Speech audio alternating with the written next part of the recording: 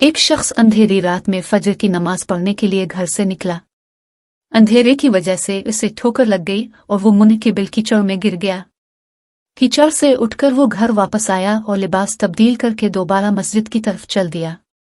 अभी चंद कदम ही चला था कि दोबारा उसे ठोकर लगी और वो दोबारा कीचड़ में गिर गया।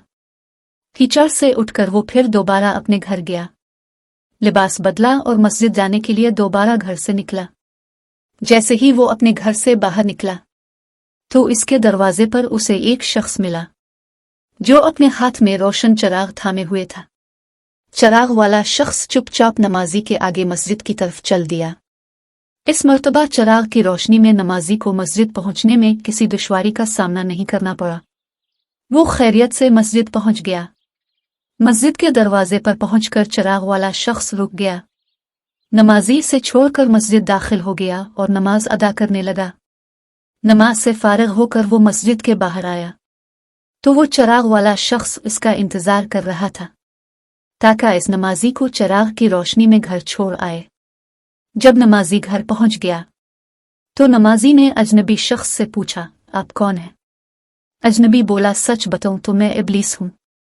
नमाजी की तो हैरत की इंतहा ना रही। इस अजनबी की ये बात सुनकर नमाजी सोचने लगा, इब्लीस शैतान कैसे मुझे मस्जिद तक छोड़ सकता है? इसका काम तो लोगों को बहकाना है।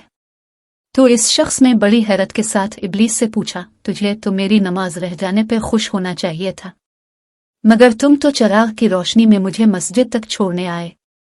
इब्लीस ने जवाब दिया कि जब तुम्हें पहली ठोकर लगी और तुम लिबास तब्दील करके मस्जिद की तरफ पलटे तो अल्लाह ताला ने तेरे सारे गुनाह मुआफ फरमा दिए। जब तुम्हें दूसरी ठोकर लगी तो अल्लाह ताला ने तुम्हारे पूरे खानदान को बख्श दिया, जिस पर मुझे फिक्र हुई कि अगर अब तुम्हें ठोकर लगी तो अल्लाह ताला कहीं तुम्हारी इस अमल की बदौलत तुम्हारे सारे गांव की मग़फ़िरत ना फरमा दे। इसलिए मैं चिराग लेकर आया हूं कि तुम बगैर गिरे मस्जिद तक पहुंच जाओ। इस शख्स ने जैसे ही ये बात सुनी तो इसने अल्लाह ताला की बारगाह में अपना सर झुकाकर अल्लाह का शुक्र अदा किया। तो दोस्तों, ये है हमारे